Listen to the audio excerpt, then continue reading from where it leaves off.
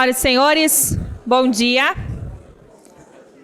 Sejam bem-vindos à nossa RA SIC Caxias,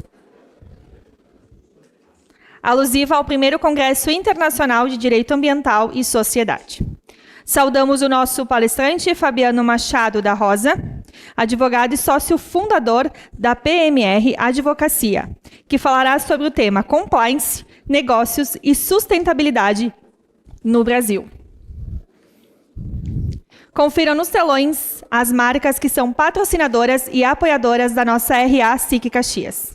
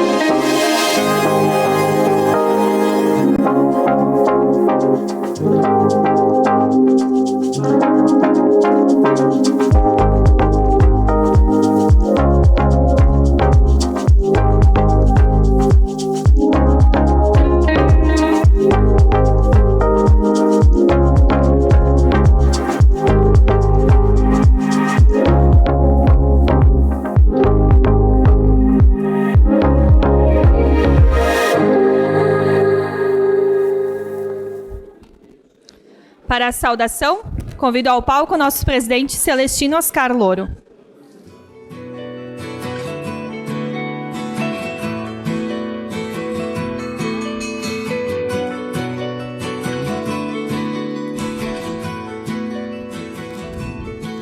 Cumprimento o nosso palestrante, o advogado Fabiano Machado da Rosa.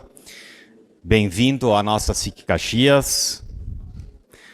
Cumprimento a nossa vice-prefeita, Paula Iores, nosso presidente da Câmara, José D'Ambrós, a imprensa, senhoras e senhores. Agradecemos ao nosso palestrante pela generosa disponibilidade em compartilhar os seus conhecimentos sobre o tema Compliance, Negócios e Sustentabilidade. Na qualidade de profissional dedicado ao campo do direito e ao universo jurídico, temos a plena confiança de que o Dr. Fabiano nos fornecerá valiosos insights sobre esse tema tão crucial. Nesse contexto, à luz dos assuntos que serão examinados nesta nossa RA, é inegável que o sistema jurídico tem exercido impactos importantes no desenvolvimento do país nos últimos anos. Tal impacto tem repercussão de forma a comprometer mesmo o cerne dos princípios de compliance e governança, fundamentos que tanto prezamos e reconhecemos. É sob esta ótica que lembramos que a justiça deve representar, ou deveria representar, o alicerce fundamental de um sistema democrático sólido, uma justiça que abraça plenamente a sua missão, digna da simbologia da deusa Têmis, que é a guardiã da igualdade do acesso de todos os cidadãos ao sistema judiciário. Sempre acreditamos que a justiça deveria ser a garantia de entregas justas à nossa sociedade, mantendo o equilíbrio necessário para a harmonia do nosso convívio. No entanto, face às repercussões substanciais de algumas recentes decisões, torna-se imperativo que o sistema judiciário, incluindo seus profissionais, operadores e julgadores, empreendam uma análise crítica interna e uma reavaliação dos seus conceitos. Simultaneamente, essa reflexão conduz a questionar o papel do nosso Congresso Nacional, que, por vezes, parece negligenciar a definição clara das esferas de atuação dos poderes, permitindo, por exemplo, que o Judiciário adentre na regulamentação e legislação, ultrapassando os limites e atribuições da Câmara e do Senado.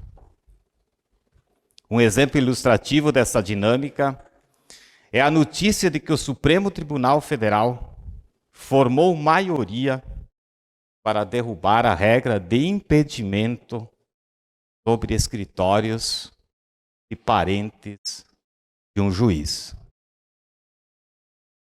Isso implica que os juízes podem passar a atuar em casos em que uma das partes seja representada pelo escritório de advocacia de um familiar. Não é demais enfatizar que alguns ministros do próprio Supremo Tribunal Federal têm vínculos familiares com escritórios de advocacia. Nesse contexto, nos cabe perguntar como assegurar a imparcialidade nos julgamentos. Isso abre um precedente preocupante em todas as instâncias da justiça, seja federal, seja estadual ou seja municipal, bem como em todas as entidades públicas. E como compliance e a governança das empresas privadas. Quero ver um outro exemplo que ilustra a intervenção do Poder Judiciário na legislação discutida, aprovada e publicada pelo Congresso Nacional? Recentemente, uma decisão proferida pelo Supremo resultou na invalidação de alguns trechos da Lei dos Caminhoneiros. Esse veredito, respaldado por 8-3 entre os ministros, acarretou a anulação de medidas relacionadas à jornada de trabalho, intervalos para descanso e descanso semanal motoristas. É evidente que tal intromissão tem o potencial de gerar um espectro amplo de impactos em todo o setor de transporte, de mercadorias e de passageiros. De forma expressiva, há a possibilidade que tal decisão contribua para o incremento do ônus para as empresas desse segmento, o que, por sua vez, poderá incrementar os desafios relacionados ao nosso custo Brasil. Enfim, estamos chegando ao ponto de perguntarmos se antes de o Congresso legislar, não deveria, quem sabe, consultar o Supremo para determinar se algo é ou não admissível. Concluindo, é essencial que a sociedade esteja vigilante em relação às dinâmicas que moldam o equilíbrio entre os poderes. A reflexão crítica e a busca pela imparcialidade devem orientar esses esforços, garantindo que as decisões tomadas promovam a justiça, a transparência e o desenvolvimento sustentável. Agradeço mais uma vez ao Dr. Fabiano por compartilhar o seu conhecimento conosco e reafirmamos o nosso compromisso com o fortalecimento das instituições democráticas e da governança responsável. Que este debate seja um ponto de partida para o diálogo continuado e construtivo, inspirando-nos a buscar soluções que ajudem ao bem maior da nossa sociedade e da nossa nação. Por fim, quero lembrar a todos, nosso próximo sábado, nós teremos a escolha das soberanas da nossa querida Festa da Uva. No final da tarde, a partir das 18 horas, ficam todos convidados a, de uma forma ou de outra, estarem presentes, sejam lá prestigiando o evento ou apoiando a nossa festa maior, a festa que é de toda a nossa cidade e, quiçá, um pouco de ousadia, de toda a nossa região. Muito obrigado e uma boa RA a todos.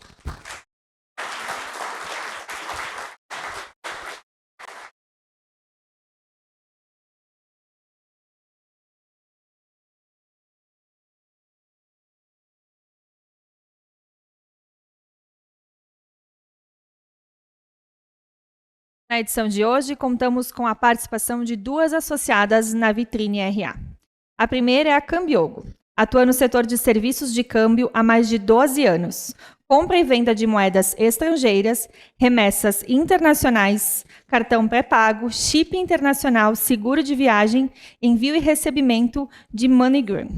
Com segurança, agilidade e confiabilidade e atendimento de excelência, a Cambiogo já fez a sua viagem ficar mais tranquila. E temos um sorteio especial, então, de $20.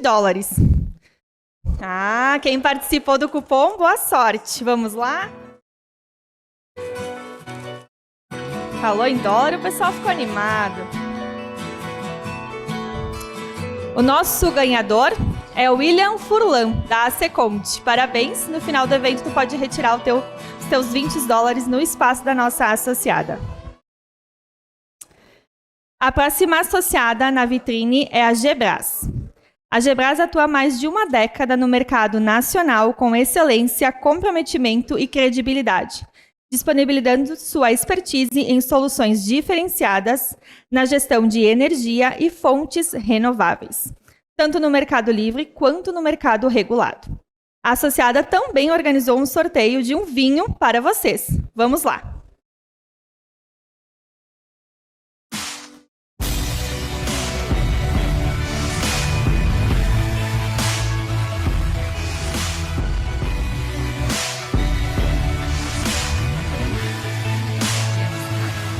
A ganhadora é Márcia Meneghel. Isso? Parabéns. Então, Márcia, tu pode retirar também teu brinde no espaço da nossa associada.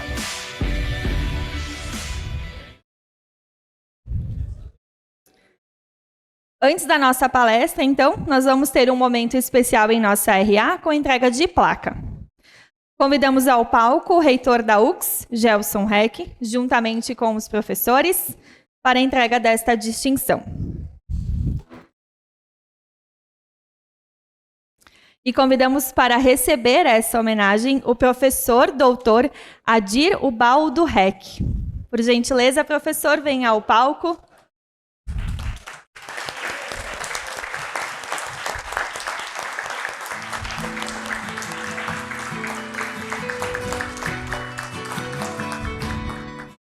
Os dizeres da placa são: por ocasião do Congresso Direito Ambiental e Sociedade, o magnífico reitor da Universidade de Caxias do Sul, professor Gelson Leonardo Heck, e o coordenador do PPGDIR-UX, professor Leonardo de Camargo Subtil, e o reitor da ACCJU, professor Edson Dinon Marques, homenageiam o professor doutor Adir Ubaldo Heck pela valiosa e nobre contribuição à relação comunitária entre a Universidade de Caxias do Sul, a cidade de Caxias do Sul e aos municípios de área de abrangência da UFS.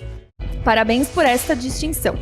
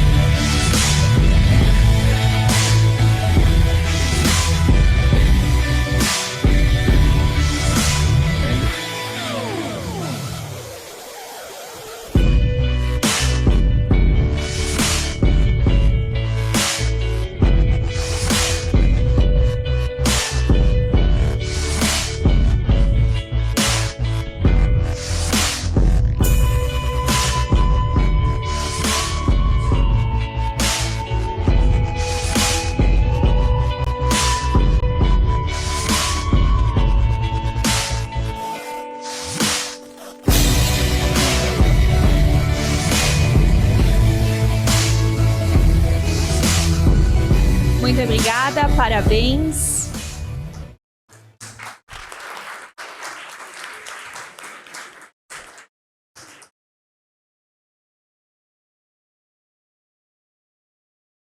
Lembramos que as perguntas devem ser realizadas através do aplicativo Slido. Você pode acessar a ferramenta escaneando com a câmera do seu celular. O QR Code está nos nossos telões e nas mesas também. E para a sua apresentação, convidamos ao palco Fabiano Machado da Rosa.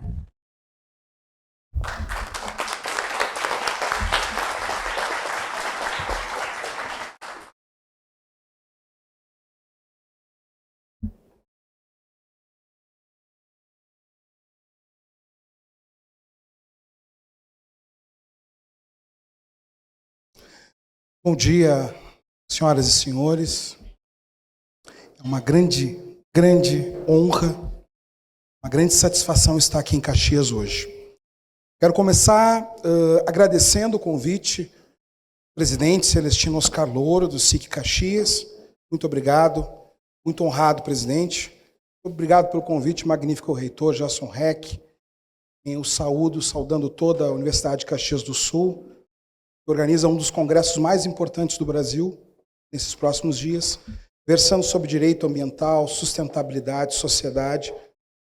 Agradecer ao professor Leonardo Camargo Subtil e Fábio Vanin também pela distinção do convite. Eu quero, antes de qualquer coisa, eu distanciei, porque eu acho que ele está dando um pouquinho de reverb, tá? De repente, se quiser, eu falo do outro. Vocês decidam. Antes de mais nada, eu quero fazer um registro muito afetivo. Eu falava agora há pouco com o presidente e com outras pessoas da SIC Caxias da minha emoção de estar aqui hoje.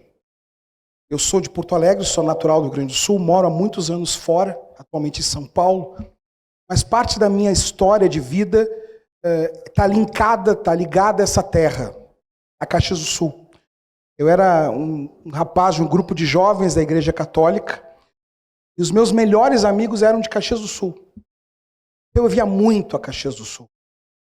Do Nico Lanches na Sinimbu, ficava na casa da família Betone, lá na Santos Dumont, bairro Exposição, na casa do Franco Scariotti, que agora é médico aqui, do Oliver, da família Vieser. Então, estar aqui para mim me lembra momentos tão preciosos da minha vida, né? tão fortes, ali numa capelinha Santo Sepulcro, momentos importantes. Então, muito obrigado por estar aqui nessa terra que eu amo. Muita caneleça, muito grosso ali, muito vinho, muito vivi aqui, né? E aprendi nessas passagens por Caxias a admirar o que significa a força da imigração italiana, a força do que os ancestrais dos senhores e das senhoras construíram nesse chão, né? Acho que admirei tanto que casei com uma mulher de origem italiana, que é a Michele, que está aqui. O bisavô veio da região da Sicília. Acho que a região aqui é mais do Vêneto, né? Mas o bisavô da minha esposa veio da Sicília. Ela está aí no curso do processo para a cidadania italiana. Então, para mim é uma honra muito grande estar aqui afetivamente. Segundo ponto, eu peço licença aos senhores e às senhoras para me apresentar rapidamente. Eu sou de Porto Alegre, como disse, e sou de uma família pobre. Meu pai era motorista. E tinha um grande sonho de ser advogado. E a vida não lhe permitiu. E isso faz parte da caminhada.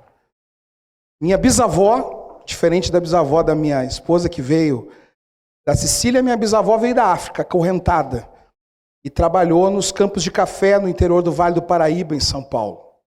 Minha avó, analfabeta, e meu pai estudou até a 5ª série do 1º grau. Eu divido com os senhores essa história, e com as senhoras, porque eu estou numa terra pujante, mas que foi construída por pessoas que vieram para cá sem nada, e que forjaram do suor do rosto e de muito trabalho o que é a Serra Gaúcha e o que é Caxias. Garibaldi, Bento, etc. Formei, e quando saí da PUC, me formei na PUC, quando saí da PUC abri um escritório de advocacia. Era o meu sonho. Eu fiz um único concurso em toda a minha vida, professor Fábio. Foi a prova da ordem. Sonhava em ser advogado e abri um escritório. Quando eu abri o escritório, presidente Celestino, eu abri um escritório do -1. A gente às vezes brinca que a gente abre do 0. Eu abri do -1. E quando você está no SPC, você está no -1. Eu estava no SPC porque eu saí devendo para a PUC. Não estava no SPC por não ser correto. Estava porque em algum momento não consegui pagar as mensalidades. Terminei de pagar a PUC como advogado, advogando.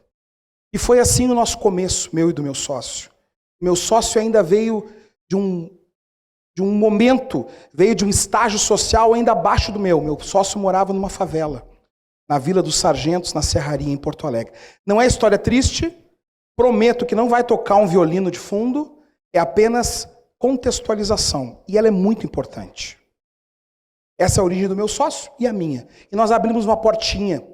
E essa portinha, durante muitos anos, durante 5 anos, nós lutamos com muita dificuldade. Aquela dificuldade que o empreendedor conhece. A dificuldade de, às vezes, você não ter para pagar a luz e a internet ao mesmo tempo, você sair de casa depois do almoço para almoçar e não gastar na rua. Foram 5 anos assim. Eu quero dar um pulo. Esse pulo vem para os dias de hoje. Nós seguimos, nós mantivemos a rota, nós decidimos não esmorecer e nós decidimos apostar tudo no nosso sonho. Mais ou menos como você que fez cerveja que eu acabei de tomar, né? Aposta tudo no sonho e vai. E aí, 17 anos depois, hoje o nosso escritório está presente em Porto Alegre, Rio e São Paulo, a partir de novembro em Brasília. E hoje eu tenho a alegria de, eu e meu sócio, temos 103 advogados que trabalham para nós nos 3 escritórios do Brasil. Só atendendo empresas, as maiores do Brasil. Inclusive, eu olho para esse portfólio de patrocinador e vejo o cliente do meu escritório ali. Então é uma honra muito grande estar aqui, porque venho falar sobre um tema, e agora eu quero entrar nesse tema, venho falar sobre um tema que é hoje, em muitas rodas, polêmico. E eu não vim fazer polêmica. Peço desculpas, eu não vim para polêmica. Eu vim fazer provocações para empresários e empresárias que estão olhando para o momento presente, para o futuro dos negócios e pensando em perenidade, lucro, impacto, continuidade. Porque não há grande empresa que não possa quebrar. Os senhores sabem disso. Não há líder de mercado que não possa desaparecer. Eu sou do tempo da Varig, tenho 45 anos, voei em Varig. Em algum momento, algum dos senhores que voam em Varig, das senhoras, acreditou que a Varig podia sumir dos ares? Eu duvido que acreditou.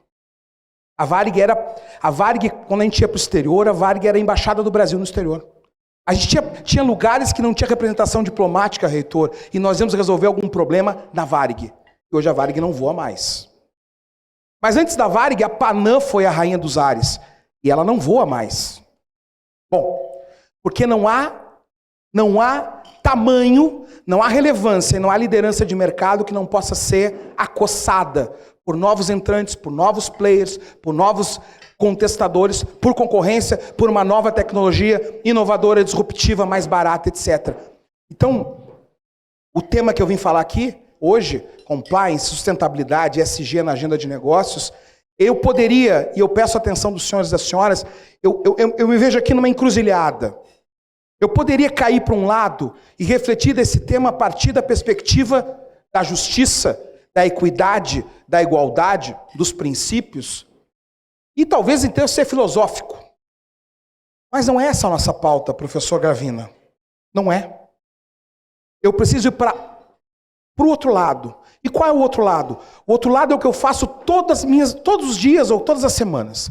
Sentar com empresários e empresárias e discutir temas que são polêmicos a partir da perspectiva do negócio, a partir da perspectiva do mercado, a partir da perspectiva de quem, como os senhores e as senhoras, geram emprego, trabalho, renda, tributo e desenvolvimento.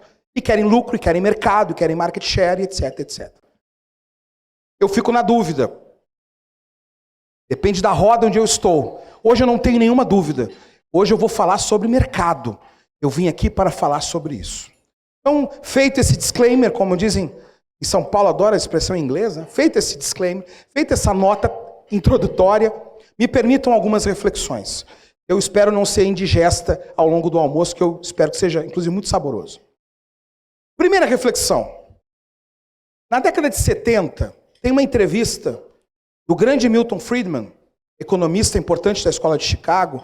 Ele dá uma entrevista dia 13 de setembro de 1970 no jornal New York Times. E nessa entrevista, há tantas da entrevista, o Friedman cunha uma frase, expõe um conceito, defende uma ideia, que é a seguinte: a razão de existir de uma companhia, de uma corporation, é a geração de lucro para o seu acionista, para o seu shareholder. O foco, a finalidade, me permitam de vez em quando puxar umas categorias da filosofia, professor. Aristóteles dizia que as coisas se justificam pelas suas funções, se explicam pelas suas funções. A função de uma corporação é gerar lucro para o seu acionista. Muitos taxaram isso como capitalismo de shareholder. Eu não vou entrar nesse mérito, eu quero só ficar num ponto. Primeira frase que o conceito da frase do Friedman era mais profunda do que essa, mas jornalista gosta de manchete, e a manchete era essa. O objetivo de uma empresa é gerar lucro financeiro e ponto. Ou seja, o lucro como fim em si mesmo. E ponto. E essa frase domina, de certa maneira, em certa medida, a visão de como o negócio tinha que ser conduzido em todas as áreas. Bom, é evidente, é óbvio, que o nosso objetivo como empreendedores é gerar lucro. Lucro é essencial, lucro é fundamental. Dinheiro circulando é oxigênio, gera desenvolvimento. Enfim, isso não está no mérito. Isso é um ponto absolutamente inconteste. Mas o ponto que gera polêmica nessa frase é a única finalidade ser gerar lucro e a compreensão, vice-prefeita Paula, da extensão e da profundidade do termo lucro. Até aí, neste momento, atenção, década de 70, extremamente marcado por uma lucratividade exclusivamente pecuniária, monetária, financeira, a famosa última linha do balanço, o famoso qual é o EBITDA, qual é o ROI da operação. Esse é o foco. Com o tempo, questionamentos vão surgindo, eu não vou percorrer a linha do tempo da evolução de ESG, os senhores e as senhoras devem conhecer, mas eu quero ficar só em alguns pontos que são pontos de pivotagem dessa visão. Alguns questionamentos surgem sobre a extensão do conceito, senhoras e senhores, resultado. A extensão do conceito performance. E aí começa a se perguntar, só o lucro financeiro, só ele, e os impactos que se gera numa atividade extrativista, numa atividade que gere algum tipo de impacto ambiental ou impacto social, e começam a surgir novas teorizações. Atenção, não estou aqui falando de teorização esquerda versus direita. Isso para mim não interessa na nossa reflexão de hoje. Não me interessa essa bipolarização, essa dualidade extremamente reducionista de capital e trabalho. Não me interessa. Eu estou falando de outra percepção. A percepção dentro do capitalismo, a percepção dentro da valorização do lucro, da extensão do que vem a ser resultado, performance. Hoje os senhores e as senhoras sabem que existem outros tipos de lucro. Imagem, reputação, reverberação, conectividade, etc. Mas naquele momento começam a surgir novas reflexões. Uma delas, triple bottom line, outras delas do Freeman, que fala de outros elementos de maior consciência de impacto na produção. Uma das primeiras indústrias que presta atenção nisso e tem impacto diretamente no seu modo de gestão é a indústria petroquímica. Muitos dos senhores talvez interajam diretamente com a indústria petroquímica, que cunhou um conceito que é o responsible care, atuação responsável. Novos conceitos surgiram sobre responsabilidade social corporativa, responsabilidade ambiental. Isso começa a gerar uma salutar fricção, um salutar encontro conceitual entre a garantia do resultado financeiro e o resultado financeiro não ser a única baliza do que vem a ser performance. E atenção, surgem elementos de risco. Eu queria muito que essa palavra, às vezes a gente está falando, pensa em sala de aula, né? Eu queria muito que essa palavra ficasse aqui no cantinho da lousa. Risco. Porque risco é fundamental. Nós falamos agora há pouco, na sala da presidência da SIC, sobre segurança jurídica e insegurança jurídica. Um dos elementos centrais, sem entrar no mérito da política, é o quanto a insegurança jurídica gera risco para o negócio, para o empreendimento. Como é que o senhor vai fazer vai buscar uma linha de crédito de 20, 30 anos num ambiente de risco, de insegurança contratual? Começa a se perceber que existem elementos de novos riscos. Atenção, não são riscos, são novos riscos. me permitam uma palavra-chave para novos riscos. O derramamento de petróleo no Golfo do México. Esse é um momento emblemático da indústria. Por quê? Porque o derramamento de petróleo no Golfo do México, gera um custo, um impacto financeiro, ambiental. No cenário americano, ações de class actions tão potentes que todo o resultado, que todo o lucro foi comido, foi destruído, porque lucro é destruído no médio e longo prazo, a depender da gestão, foi destruído naquele evento, naquela tragédia, naquela crise ambiental. E aí se para pensar o seguinte, ok, eu como negócio, eu como empresa, de qualquer ramo, estou focado em performance, redução de custo, otimização, qualidade, etc., para gerar lucro, e vamos em frente. Mas eu não posso dirigir para frente sem olhar sempre para os riscos. Eu gosto muito de uma metáfora. A metáfora de que empresário tem, vamos lá, o senhor tem a sua Land Rover, um belo de um para-brisa e um pequeno espelho retrovisor. Por que é um belo e grande para-brisa? Porque nós olhamos para frente. Mercado, oportunidade, novas linhas de financiamento, situações geopolíticas, geoeconômicas globais que podem significar uma oportunidade. Por exemplo, hoje o trigo tem uma oportunidade com o fechamento do mercado da Rússia e da Ucrânia, então nós estamos olhando para frente. Mas tem um espelho retrovisor. Que espelho retrovisor é esse? São os riscos. São os riscos que se perpetuam na cadeia do negócio. Você faz uma produção que contamina o lençol freático, você pode sim, daqui 5, 6, 7 anos, tomar uma ação criminal, ambiental, tomar uma ação de reparação de dano ambiental, etc, etc, e o seu lucro ser diluído. Portanto, está ali o espelhinho retrovisor dos riscos. Só que agora surgem novos riscos. Preste atenção num ponto. A gente tem uma tendência muito grande a perder a linha histórica dos fatos, movimentos e legislações. Vou dar um exemplo. Ninguém falava de direito ambiental antes de 88. Direito ambiental é um advento. Direito ambiental, com esse arcabouço regulatório e com o sistema de fiscalização, controle e repressão, Ministério Público, IBAMA, outras atribuições, algumas com excesso e outras não, surgem pós-88. 88, a Constituição de 88 vai fazer 35 anos, dia 19 de outubro desse ano. Antes, não se falava disso, não se falava desse impacto das licenças ambientais, etc. Novos riscos vão surgindo. E esses novos riscos, esse ponto é central, geram reflexões de proteção do investimento e do resultado. Eu não tenho uma maneira mais simples de falar para investidores de que ESG, Environment, Social and Governance, sustentabilidade ambiental, social e de governança, nasce como um grande sistema de identificação, prevenção, mitigação de riscos ambientais, riscos sociais e riscos de governança corporativa.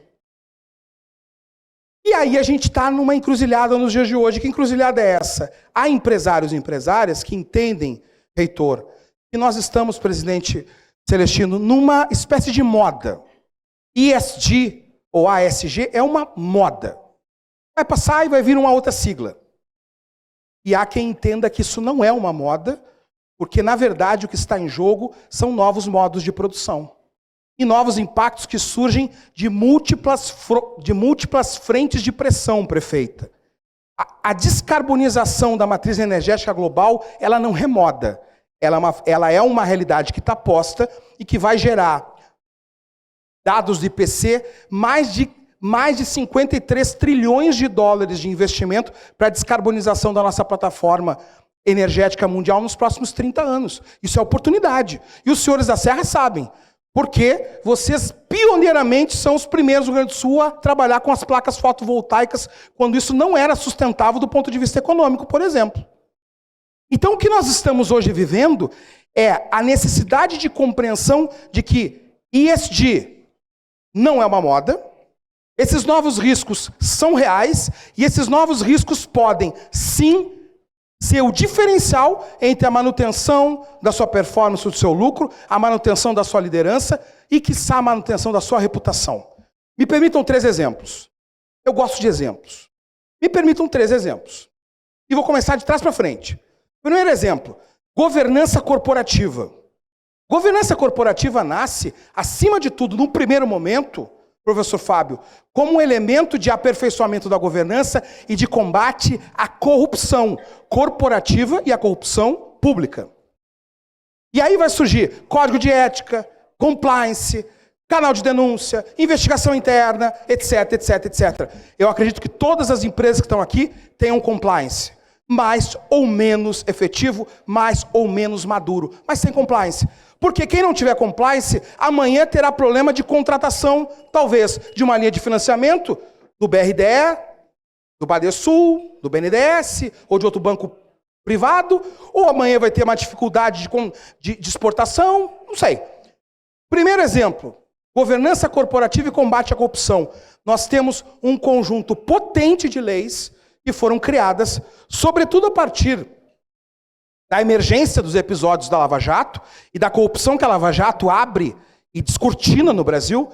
E os senhores e as senhoras sabem que essa corrupção já existia e ela é descortinada, ela é colocada à luz do dia, e aí nós vamos ter uma lei 12846, por exemplo, que é a lei de combate à corrupção, a lei anticorrupção, que está fazendo 10 anos agora, que responsabiliza pessoas físicas, que gera impactos na pessoa jurídica, embora o sistema penal brasileiro tenha foco na pessoa física, mas que começa a gerar impactos na pessoa jurídica. E esse novo cenário, eu estou no G de ESG, esse novo cenário de governança corporativa é um cenário que começa a criar outros riscos. Eu tenho formação em conselho de administração pela Fundação Getúlio Vargas. Estou em 2 conselhos hoje. Responsabilidade fiduciária do senhor conselheiro, por exemplo. Então nós vamos começar a ver outros momentos, o caso agora emblemático das lojas americanas. Os senhores acompanham, as senhoras acompanham o caso das lojas americanas, cada vez mais caminha para um caso de problema de G, de governança corporativa, a partir de elementos indicativos de fraude, fraude contábil, fraude de balanço e outros tipos de manipulação que eu não vou entrar no mérito aqui, porque o tempo não permite a tecnicalidade. Mas temos um problema de governança corporativa. Agora vejam comigo. Como eu não vim filosofar, eu quero falar de prática. O problema das americanas dispara um monitor de risco para outras operações de varejo. Magalu, Via Varejo. O senhor sabe que a Via Varejo hoje tem problemas. Começa a destacar outros problemas de operações de varejo e outros problemas de outros segmentos econômicos. Isso impacta diretamente onde? Vou dar um exemplo. No aumento do juro das operações privadas de financiamento privado, como a emissão de debêntures, por exemplo. O mercado primário de emissões privadas de títulos privados, com as debêntures, hoje no Brasil, sofre uma imensa retração, tem menos dinheiro na praça e o dinheiro está mais caro. Por quê? Porque nós vamos começando a compreender novos riscos que estão na cadeia da governança corporativa. Estados Unidos vive isso há um pouco mais tempo e cria leis específicas sobre isso. 2 delas, Sarbanes-Oxley, a SOX, e outra, o FCPA, que é o Foreign Corruption Protection Act, a lei que prevê a punição por atos de corrupção de empresas americanas fora dos Estados Unidos. A mesma coisa fez a União Europeia com a Anti-Bribery Act, agora tem 12 anos essa lei. Ou seja, nós começamos a ter responsabilizações diferentes, punições diferentes para diretores estatutários, para conselheiros de administração. São, atenção senhoras e senhores, novos riscos. Me permitam ir para o S. O S é de social. Não é de responsabilidade social. O S é de social. O S passa por uma visão, por exemplo, de combate a discriminações no ambiente interno das corporações. Vamos dar um exemplo? Vamos começar por um exemplo americano. Os grandes casos que aconteceram recentemente nos Estados Unidos, eu vou falar aqui muito para as mulheres, envolvendo assédio sexual, sexual harassment, assédio sexual nos Estados Unidos, gera toda uma outra dinâmica corporativa. Posso dizer uma coisa? Quem aqui é advogado? Quem aqui é de escritório de advocacia? Levanta o braço só para eu ter uma noção. Então eu quero falar para os colegas. Vou falar para os colegas. Tem uma googlada no escritório chamado Kirkland Ellis. Kirkland Ellis. Esse escritório faturou o ano passado 35 bilhões de reais em honorários. Kirkman Ellis. Pode jogar no Google. 35 bi de honorários.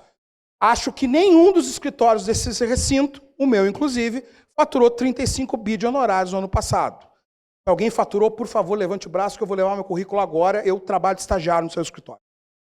Ou seja, é o maior escritório do mundo. Quando você entra no tópico gestão de crise, crisis management, um dos elementos de gestão de crise do maior escritório de advocacia do mundo é gestão de crise envolvendo Me Too. Me Too. O que é Me Too? Quando o Harvey Weinstein, que era o dono daqueles estúdios de Hollywood, né? O Weinstein Studios, foi denunciado por assédio sexual, estupro, eu prometo logo pular esse tema porque ele é um pouco mais duro, muitas atrizes vieram à baila, fizeram acusações, e ele foi condenado, foi preso, etc. Inclusive morreu. E subiu a hashtag MeToo, comigo também. Todo um movimento corporativo de executivas americanas se articulou para dizer o mundo corporativo americano ele é machista e ele é um mundo em que há perigo para a mulher no mundo corporativo americano. E criou o movimento Me Too, que inclusive hoje é uma fundação, Me Too, que comete excessos, mas que luta por uma pauta que é completamente justa num mercado corporativo que é majoritariamente formado por homens. Ponto. E aí os homens que estão aqui me olhando vão dizer, lá vem essa conversa. Vem. Sorry, vem. Sabe por quê? Porque a diversidade é um ativo corporativo fundamental. Pelo elemento da justiça, igualdade, mas esse não é meu ponto. O meu ponto é mercado e negócio. Pelo elemento do negócio. Me permitam um exemplo. Vou voltar no assunto, mas eu vou só abrir uma janela. Quando aconteceu a queda das Torres Gêmeas, lembram a queda das Torres Gêmeas, setembro de 2001, Estados Unidos? As Torres Gêmeas caem. E tem inclusive uma série muito bacana, depois eu vou lembrar o nome aqui com a Michelle e vou passar para quem quiser. É uma série que eu sou louco por séries. Louco por séries. Eu e a Michelle somos loucos por séries. E essa série conta, reitor, como os serviços de inteligência americanos bateram cabeça nesse caso. Como houve desinformação e como a desarticulação dos sistemas de inteligência fez com que não houvesse a prevenção a essa tragédia que foi o ataque terrorista às Torres Gêmeas. E aí teve uma comissão parlamentar nos Estados Unidos, etc., que lá não é para... Comissão parlamentar não é para mídia, lá a comissão parlamentar ela dá resultado, e se chegou a uma conclusão, várias conclusões, mas essa me interessa dividir com os senhores e as senhoras hoje. Qual conclusão é essa? O elemento humano que formava o serviço de inteligência americano. Presidente, eram recrutados nas melhores universidades americanas. Ok? Ivy League é a expressão. Princeton, Yale, Harvard, Columbia, Georgetown, Penn Station, Brown, etc. Ou seja, gente, só pessoas absolutamente bem preparadas. Ok? Perfeito. Não é isso que a gente espera? Pessoas absolutamente bem preparadas. Mas tinha um elemento. Havia o que a gente chama de homofilia na escolha. O biotipo era o mesmo. Homens de uma faixa etária, de uma classe econômica, que traziam consigo, atenção a essa palavra, um background próprio. Eu não entendo de vinho, eu nunca colhi uma uva, eu não sei como é que faz o mosto, eu não sei. Os bisavós e tataravós dos senhores e das senhoras pisavam as uvas com os pés, hoje vocês têm novas tecnologias, eu não faço a menor noção. Eu sei abrir a garrafa e beber. E uso o Coravã às vezes para segurar um pouquinho e beber depois. Esse background eu não tenho.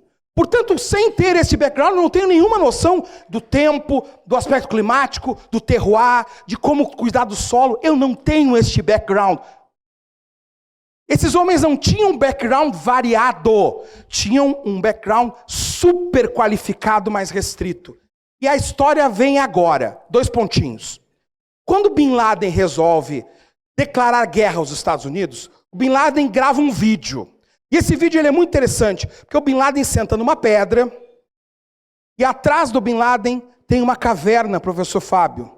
E ele dá dessa pedra, olhando a câmera, ele declara guerra aos Estados Unidos. Atenção, voltem comigo.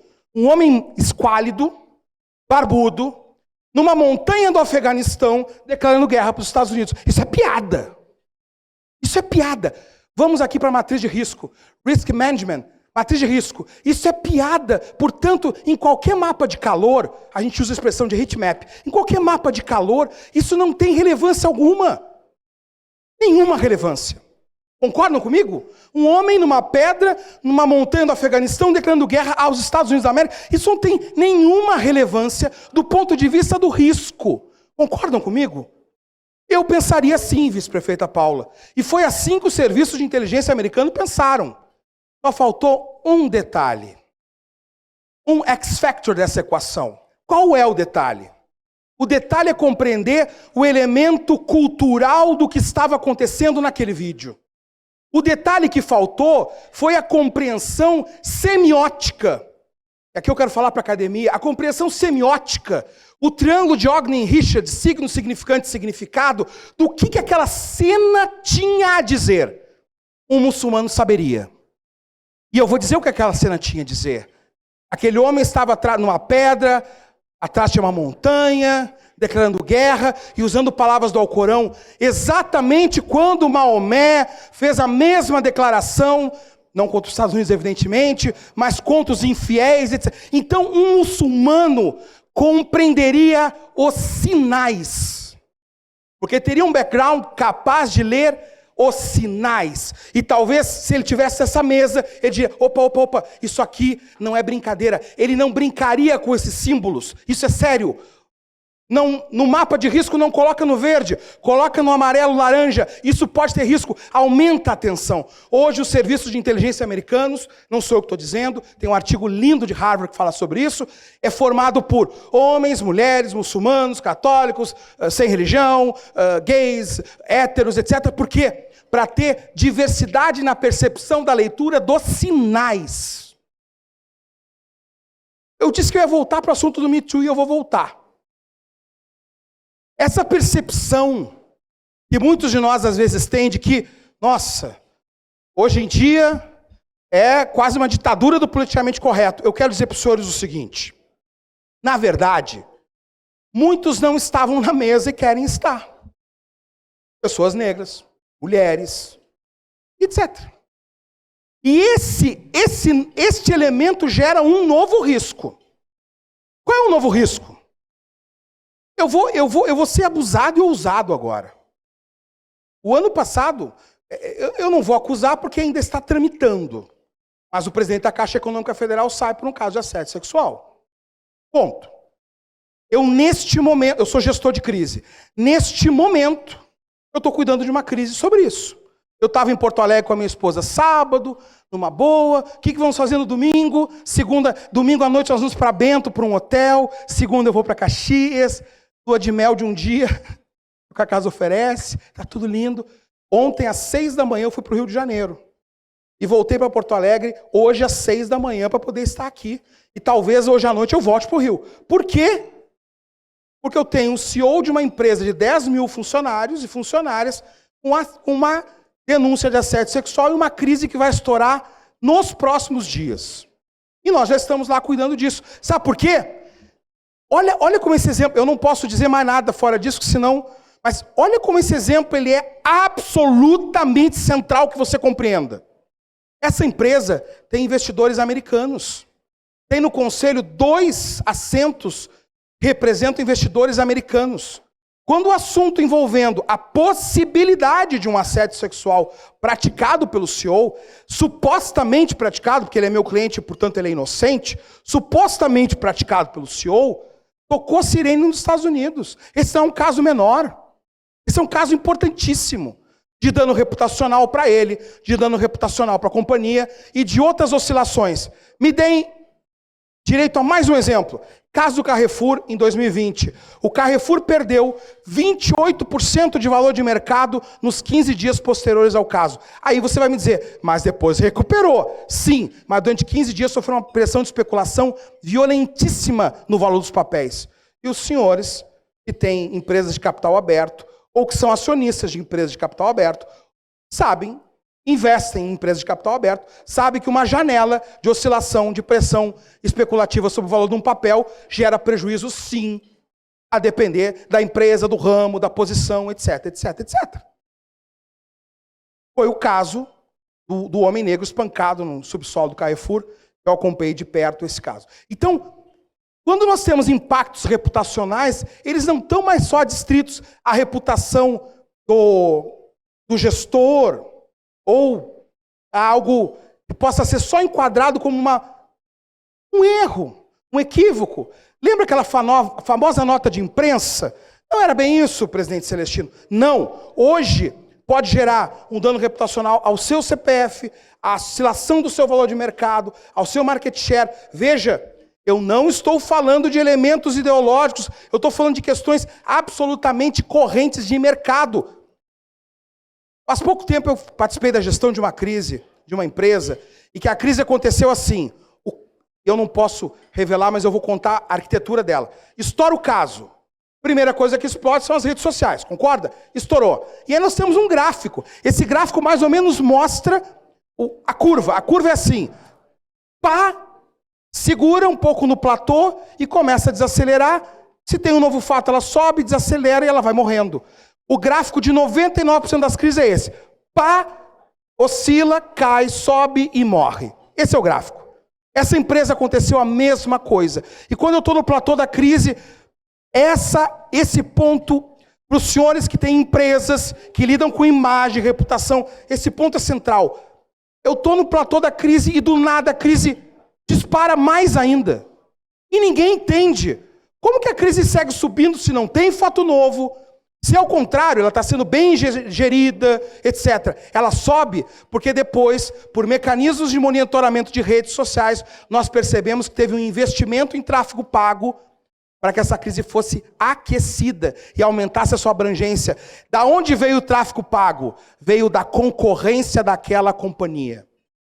Porque o momento de crise é um momento de excelente oportunidade para o vizinho do lado, que talvez jogue categorias que são menos éticas do que a sua. No S do ESG nós temos novos riscos e novas oportunidades. Eu atendo o Grupo Arezzo, de calçados e moda. O Grupo Arezzo fez um sapato feminino número 43. Um sapato feminino número 43. Por quê? Porque tem mulher trans. Tem mulher trans que tem um pé maior, porque fisiologicamente é um pé masculino, e que compra o sapato número 43. E aí você vai olhar para mim e vai dizer, Fabiano, mas o que isso representa no resultado da companhia? Nada. Mas tem aí um posicionamento da companhia que diz o seguinte, nós queremos vender para todo mundo.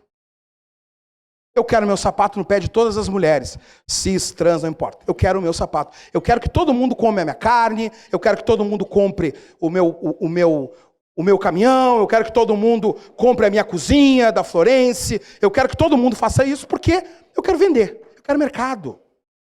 Eu não sou vermelho nem azul, meu resultado é verde, é dólar.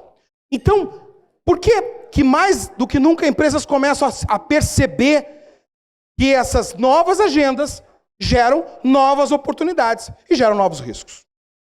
Última linha, essa que eu vou falar menos, que é a do E, porque os senhores estão cansados de ouvir os riscos ambientais que tomam conta do dia a dia das operações. E aí eu termino, já estou encaminhando para o fim, eu termino no seguinte ponto. Hoje se abre para as companhias que têm visão, muitas não terão, muitas terão. Para as companhias que têm visão, uma compreensão do compliance. E o que é compliance? Compliance é estar em conformidade. Compliance é a criação de uma cultura de integridade interna. Compliance é a construção de uma cultura interna que saiba acolher, respeitar, ouvir, etc. E para muita gente é difícil. E para muitas companhias envolve repensar. Recentemente eu falei, falei para a Randon, falei para outras companhias, pela Câmara de Comércio do Brasil e Estados Unidos, a ANCHEM, sobre isso. Os desafios de mudar culturas. Por favor, Cá entre nós. Quem aqui tem anos de mercado? Quantas vezes não teve que mudar de cultura ao longo do tempo? Só não teve que mudar de cultura? Tem coisas que simplesmente não são mais aceitáveis. O senhor concorde ou não?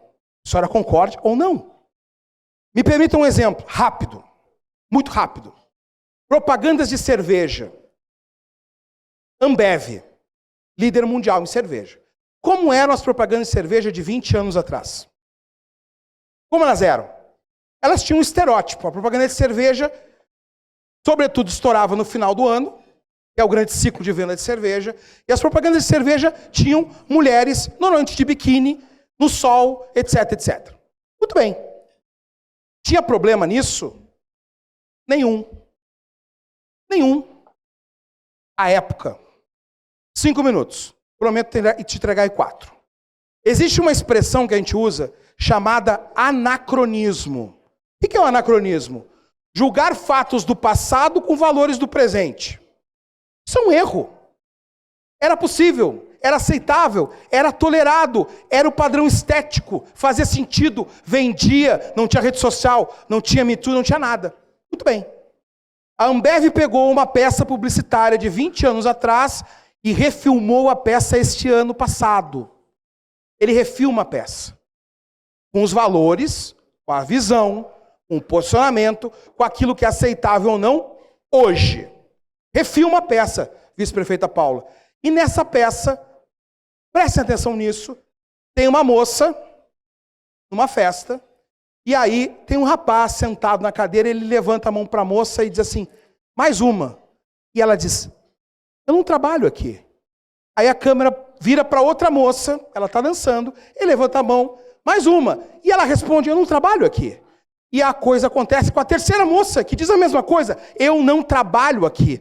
E aí abre, eu gosto muito de comunicação, estudo isso, abre o grande angular da câmera, aparecem as 3 moças abraçadas e uma hashtag dizendo, respeita as minas. Elas estavam lá para quê? Para curtir a noite, para dançar e para beber. E aí quem vem servir o rapaz na mesa é um garçom. Então, qual é a grande inovação dessa peça? Ela é semiótica, ela é de imagem, ela é imagética. Ela passa do quê? Passa de um novo valor. A mulher não está ali com o seu corpo objetificado, sexualizado para vender cerveja, mas está ali como qualquer pessoa para curtir a noite. Ponto. Simples assim. Eu dei aula na São Judas Tadeu em Porto Alegre, numa outra vida, no milênio passado, e eu ouvi da diretora da faculdade, da dona da faculdade, a professora, ela disse assim para mim, Fabiano, quando a minha mãe se separou, eu fui proibida de ir no clube da cidade, porque eu era filha da desquitada. Quem é um pouco mais velho vai lembrar. E filha da desquitada tinha um outro sinônimo. Eu vou me furtar de dizer aqui, mas ela era filha da desquitada. São outros conjuntos de valores. E valores plasmam consumo. E valores plasmam relações. Eu desafio o senhor a virar para sua neta de 15 anos e dizer, minha filha, vai parar de estudar, vai te preparar para fazer pão sovado, caneleça, cultivar a terra, você vai ser esposa. Nada contra as esposas. Nada contra a mulher que decida trabalhar apenas em casa, porque é um trabalho pesadíssimo. Mas o que a neta desse senhor vai dizer ou dessa senhora? O que ela vai dizer? Não. Ponto. Não vou nem chegar nesse ponto. E eu estou falando numa cidade em que mulher é muito forte. Eu estou falando numa cidade, me lembro aqui, eu estou falando para vocês, eu estou me lembrando da Pierina, do Quatrilho. Eu sou cinéfilo compulsivo, né? Eu estou me lembrando de como ela foi fundamental para o crescimento dos negócios do Angelo. Não era esse o nome dele? Muito bem. Falo numa cidade de mulheres fortes. Falo numa cidade de matriarcas. Falo numa cidade que parte da pujança de tudo isso aqui se deve ao trabalho das mulheres. Isso hoje está presente no mercado. Eu termino aqui dizendo para vocês, agradecendo a oportunidade, pedindo desculpa se eu me alonguei, dizendo a minha alegria de estar em Caxias, para dizer o seguinte, mais do que nunca, nós precisamos abrir a mente para compreender o que não serve, e muita coisa não serve, muita coisa é moda, muita coisa é extremismo, muita coisa, de fato, não colabora e, pelo contrário, divide, mas muito dessa agenda é fundamental para quem quer continuar vivo relevante. Eu termino com duas historinhas rápidas. A primeira, tem um grande autor que eu gosto, pelo menos, que é o historiador Yuval Noah Harari, escritor do Homo Sapiens, né? Ele escreve um livro que é 21 lições do século XXI. E o Harari fala nesse livro, reitor, que quem não inovar será condenado à irrelevância. Irrelevância é pior do que fechar. Quando fecha o negócio, o problema acabou. Morreu, acabou o problema. Pode até continuar judicializado, mas acabou. A empresa que tinha aqui não existe mais. Quantas empresas em Caxias, elas existiram, foram pujantes e não existem mais? Lembre de uma agora. Vamos lá, não precisa falar. Lembre agora. Aquela empresa que era a família mais poderosa e não existe mais. Em toda cidade isso existe. Em toda cidade existe. Quem não inova está condenado à irrelevância. E nos tempos de hoje, inovação não é uma opção, é um imperativo do negócio. Há 100 anos os senhores não estariam me ouvindo. Não teria um negro aqui falando. Era outro tempo. E tudo bem. Hoje, os senhores me dão a honra de estar me ouvindo. Por quê? Porque talvez queiram se abrir a novas provocações. A segunda reflexão muito breve. Agora, em maio, eu dei uma palestra para o jornal Financial Times, para mim é o jornal de economia mais importante do mundo, em Nova York. Falei eu, vice-presidente da Bayer, sobre isso. ESG e o seu impacto nos negócios. Nos negócios. E aí uma pessoa me fez uma pergunta. Você não acha que nós estamos numa era de extremos? Eu acho. Eu realmente acho. Mas eu termino dizendo o seguinte.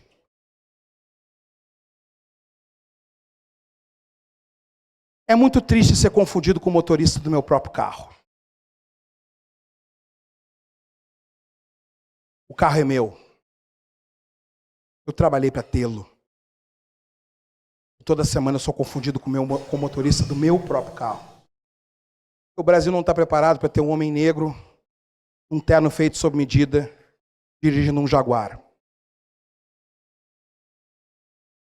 Nós somos uma sociedade de imensas desigualdades.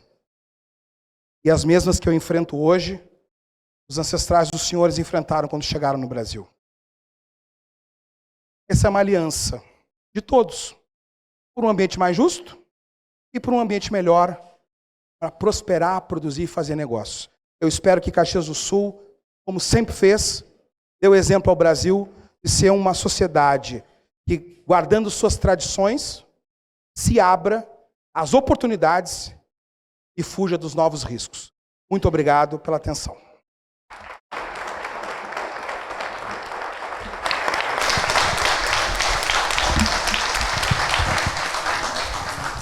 Presidente, com o senhor. Obrigada.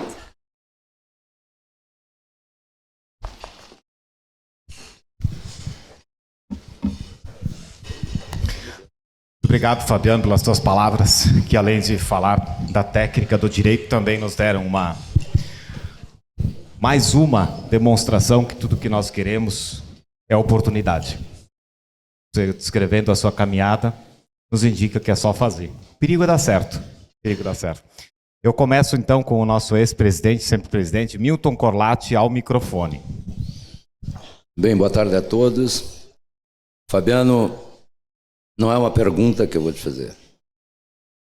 O que eu tinha para falar para você, eu falei na reunião anterior. Mas eu quero te dizer que nós temos alguma coisa em comum, além da nossa altura, logicamente. Somos altos. Mas tu falaste duas coisas que também me tocaram. Nós também viemos de uma família muito pobre, né? E vencemos na nossa forma de vencer trabalhando. Muito. E outra coisa, tu falaste da Varig e eu fui funcionário dessa companhia por 20 anos. Então, temos alguma coisa em comum. Mas eu quero te parabenizar pela tua palestra, porque tu representa quando tu falas. Tu toca o coração da gente. Muito obrigado pela tua palestra. Mas eu queria, só para encerrar, assim, te dar uma cutucadinha, né? Como trabalhar no teu ramo com essa insegurança jurídica do nosso país? Às vezes tem casca de banana, às vezes tem uma bananeira inteira. Presidente, não é uma bananeira inteira para eu pisar aqui. A insegurança jurídica do Brasil, ela é própria de muitos fatores. Um deles histórico, outro deles extremamente ligado à nossa Constituição. Os advogados e advogadas que estão aqui, meus colegas e colegas, sabem. O Brasil teve a Constituição de 24, que foi outorgada, a de 91, que ela foi outorgada depois da proclamação da República ou golpe militar da República, como queiram interpretar. Nós temos a de 34, que era um governo ditatorial do Getúlio Vargas. Nós temos a de 37, que era uma Constituição repressiva, chamada da Polaca. Nós temos a de 46, que é do Eurico Gaspar Dutra, que recupera a democracia. Ela cai com a de 67, com a Emenda Constitucional 1 de 69. Nós vamos ter a primeira Constituição, de certa maneira democrática, de 88. Vai fazer 35 anos agora. É uma Constituição perfeita? Longe de ser. Do ponto de vista da técnica constitucional, é uma Constituição muito ampla, com muitos artigos e, por conseguinte, cria muitas oportunidades dos temas chegarem ao Supremo Tribunal Federal. E quando chegam ao Supremo Tribunal Federal, pela característica da jurisdição do Supremo Tribunal Federal, com 11 ministros e ministras, com um rito processual próprio, como o professor Gravin pode me auxiliar sempre, nós estamos diante, professor Fábio, de uma realidade de aperfeiçoamento de um sistema, num país com um sistema político complicado, um país com uma insegurança jurídica. Então, eu não tenho uma resposta para lhe dar, eu tenho um compartilhamento de uma inquietação. Esse é um caminho, nós estamos seguindo, e eu sou um homem de esperança. Eu tenho que ter esperança, sabe? Quando eu olho para trás e vejo a minha história, eu tenho esperança. Mas quando eu olho para frente, às vezes a perna treme. Então, o que eu posso dizer é que nós temos os advogados e advogadas e os professores que formam a doutrina em sala de aula, desafios muito grandes sobre a episteme, sobre a hermenêutica, sobre como ter o papel. Tinha um colega na nossa reunião que hoje é empresário, mas estava no Tribunal de Justiça e falou a palavra casta, né? É isso, a gente tem hoje um sistema pouco diverso, juízes, procuradores, defensores, pouco diverso, com poucas mulheres, com poucas minorias. Então eu lhe diria, eu tenho esperança de que vai mudar. Eu não posso pensar diferente. Quando eu me olho no espelho, eu preciso acreditar que vai mudar. Agora, a perna treme. E eu sou empresário como o senhor. Eu tenho 103 profissionais no meu time. E, bom, como é que faz? É tributo, é carga tributária. Eu pago parte para o CLT, parte para o RPA. Nós temos uma realidade própria na advocacia. Pesa muito. Só quer ver uma coisa? O meu escritório é um dos novos escritórios que atende a Corsã, a nova Corsã, comprada pelo Grupo Aegea. Eu tenho uma atuação muito forte no mercado de saneamento básico. O contrato era para ser assinado em março, foi assinado ontem e ainda está sendo questionado em juízo. Isso é uma realidade muito própria do Brasil. O sistema é um sistema que, de certa maneira, ele está preparado para gerar inseguranças. Bom, esse é um desafio dos seus netos e bisnetos. Mas eu acredito que a gente está um pouco melhor, sabe? Do que a gente teve ali 100 e poucos anos atrás. Eu, pelo menos, acho. Até porque 100 e poucos anos atrás eu não estaria falando com o senhor aqui, eu estaria colhendo café. E eu acho que eu prefiro estar aqui falando com o senhor. Não lhe respondi, né? Mas eu não fugi. Mas eu não tenho uma resposta para lhe dar. Presidente do CIMEX, Biratã Hesler. Bira. Oi. Pensei que estava brava comigo me chamar de Biratã, mas tudo bem. Doutor Fabiano, parabéns pela sua exposição. Eu lhe digo que, vendo a nossa reunião anterior, eu não imaginei o artista de palco que o senhor é, com o conhecimento que tem para trazer, com muito conhecimento, muita bagagem. Isso é estudo, é dedicação, é valor, é cultura. Eu acho que tudo isso o senhor transmite na sua fala. E foi bastante oportuna a sua vinda e é o que o senhor trouxe para nós hoje aqui. Quero lhe fazer uma pergunta. Eu hoje à frente de um sindicato com inúmeras empresas dos diferentes portes. Nós temos empresas que têm condições de evoluir com o ESG de uma forma mais consistente, com maior conhecimento e maior força, mas nós temos muitas empresas que não fazem nem ideia o que quer dizer ESG. Se fôssemos para partilhar as 3 palavras, o que o senhor acha que seria mais vantajoso fazer em qual sequência, porque às vezes não dá para atender todo mundo, né? Em qual sequência. Mas antes do senhor responder, eu só queria trazer, já que o presidente Celestino comentou também no seu discurso de abertura, a questão da festa da uva. E hoje nós estamos muito felizes aqui, presidente, que nós estamos, por favor, Ana, nós estamos com a nossa embaixatriz aqui, a candidata agora do final de semana. Eu não tenho medo em dizer que é a mais gringa e a mais raiz das nossas candidatas. Ana Carolina Pelicioli Catafesta, fez Senai, então tem tudo a ver com a indústria, né? Trabalhou conosco aí, né, junto ao Senai, que tem uns representantes do Senai que estão por aqui, e está muito bem representando a nossa festa agora, nesse próximo final de semana, no dia 26, para a escolha da rainha e das princesas. Tá? Desejamos sucesso a ela e obrigado pela oportunidade. Olha, com a sua gentileza, eu vou lhe chamar de Bira, então. Não. Por favor. Esse é um desafio muito grande das empresas, porque são temas muitas vezes complexos e que demandam investimentos materiais robustos, que gigantes como a Marco Polo, a Randon têm e que uma empresa pequena não tem. E muitas vezes, por ser pequena, entende que possa prescindir. E eu acho que esse é um desafio que passa pelo Sebrae, pelo sindicato, pela academia, que passa pelo SIC, o compartilhamento de experiências. Né? A gente trabalha muito numa lógica, Bira, de intimidade total, e tu não me chama de senhor, a gente fica amigo, depois a gente toma o resto daquela cerveja lá no fundo. A gente trabalha muito numa lógica de benchmarking. Né? Empresa grande faz benchmarking, empresa pequena muitas vezes não faz. Então, o sindicato, a academia, etc., as associações empresariais precisam trabalhar cada vez mais com benchmarking, com troca de experiência. Porque, vamos lá, vou te dar um exemplo bem concreto. Esses dias eu fiz o código de ética de uma empresa que me deu um super orgulho, uma padaria com 8 funcionários. E fez um código de ética de uma página. Mas uma padaria com 8 funcionários que faz um código de ética mostra pelo menos 2 coisas. Primeiro, que o dono da padaria quer ter uma rede. Tá? E segundo, que mesmo com 8 funcionários e funcionárias, ele quer construir um ambiente que seja bom, que seja justo, que seja de respeito para todos. Quando eu falo disso, vou dar um exemplo para os senhores e para as senhoras. Esses dias eu estava atendendo o iFood, uma das maiores food techs do mundo. Eu dizia para o jurídico do iFood: gente, uma empresa que tem, e as grandes empresas em média sabem muito bem disso, que tem uma visão de respeito ao colaborador, tem menor potencial de risco jurídico. Aí alguém vai levantar a mão e dizer: eu cumpro todos os meus direitos, mesmo assim eu tomei uma ação trabalhista. Sim, isso acontece. Eu estou falando de grandes massas. Eu tenho no escritório mais de 50 mil ações. Um dos braços do meu escritório são ações de volume, onde eu atendo empresas grandes nisso, na área de telecom, etc.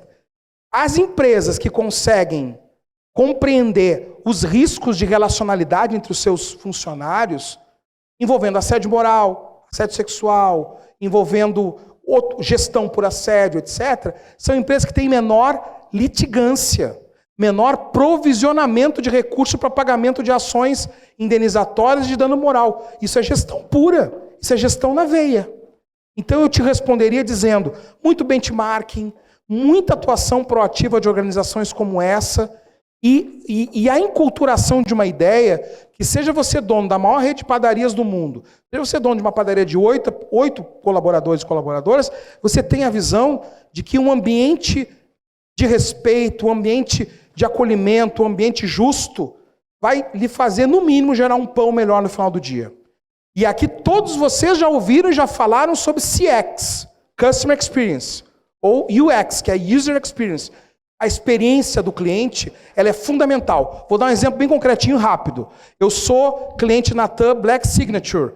Quando eu chego na Natan, o cara vem e me entrega uma garrafinha d'água. Seja bem-vindo, senhor Fabiano. Quem aqui tem a mesma experiência? Não me deixa mentir sozinho. Muita gente aqui viaja para a China toda hora, etc. Essa experiência de chegar, sentar na poltrona 3C e ver o comissário de bordo me entregar uma garrafinha de água. Seja bem-vindo, senhor Fabiano. Não muda nada no voo. mas significa que a Latam trabalha uma lógica de como o senhor é importante para mim, etc, etc. No fundo, no racional, a gente sabe que isso não muda nada no final do voo. O que eu quero é sair na hora, chegar na hora e não cair no meio do caminho. Mas esses elementos de acolhimento geram uma experiência de fidelização. O resto da história vocês conhecem melhor que eu, porque são do empresariado, né? Fabiano, pedir a tua gentileza, nós temos diversas perguntas ainda aqui. E depois a nossa assessoria te encaminha, se tu puder fazer uma resposta rápida para que todos estejam atendidos. Para encerrar, então, eu tenho inscrita aqui a nossa vice-prefeita Paula Iores para fazer a última pergunta, então, ao microfone. Muito obrigado, vice-prefeita. Obrigada, presidente. Boa tarde a todos aqui. Na verdade, Fabiano, eu queria te cumprimentar pela palestra, por toda a provocação que tu fez, né, em termos de reflexão para todos nós. Eu comentei aqui com o presidente Celestino, nós temos já organizações da nossa cidade que têm como diretriz ter uma composição do quadro com diversidade, um percentual de homens, de mulheres, de jovens, e isso fala da diversidade que tu colocou, né? E se a gente parar e refletir sobre isso por si só, né? Cada público tem uma vivência, tem uma cultura, tem uma leitura de mundo. E isso é para o negócio. Não é por uma questão de responsabilidade social. É pelo negócio. Então, na verdade, te parabenizar pela palestra.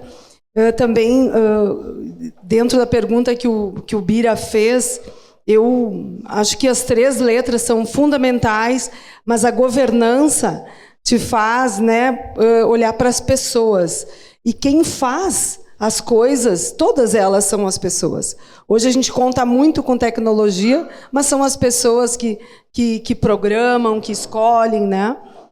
E eu também gostaria de compartilhar nesse momento com vocês que a gente está trabalhando na prefeitura, na implantação da lei de governança, que já é lei no Brasil desde 2017. Nós estamos com um grupo de trabalho bem importante. A lei de governança trata muito da gestão de riscos, né, da questão de ter planejamento estratégico, visão de longo prazo e resultado. E é imperioso para o poder público, né, também estar buscando resultado. Então, não é uma pergunta, mas é te parabenizar pela tua história, pela trajetória, pelo sucesso. E é isso, termos esperança, né, Fabiano, que as coisas evoluam.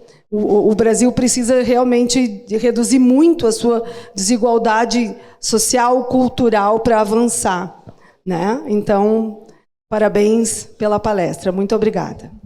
Obrigado, vice-prefeita Paula. Eu queria dizer uma coisa. Enquanto a senhora falava, eu lembrei.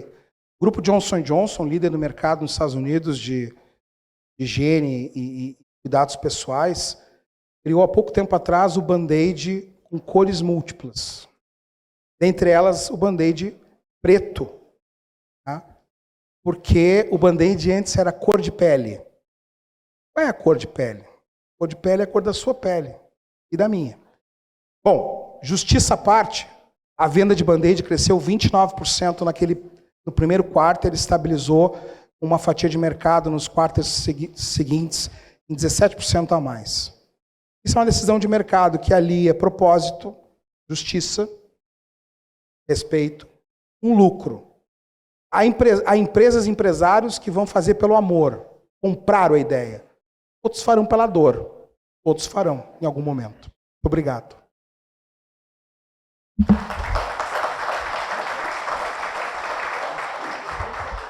Fabiano, muito obrigado por ter escolhido estar conosco nesse final de manhã de segunda-feira. Esperamos que proximamente possamos nos reencontrar para mais uma reflexão de alto nível. Obrigado a todos, uma ótima e produtiva semana e até a próxima segunda-feira, aqui nesse mesmo local. Obrigado.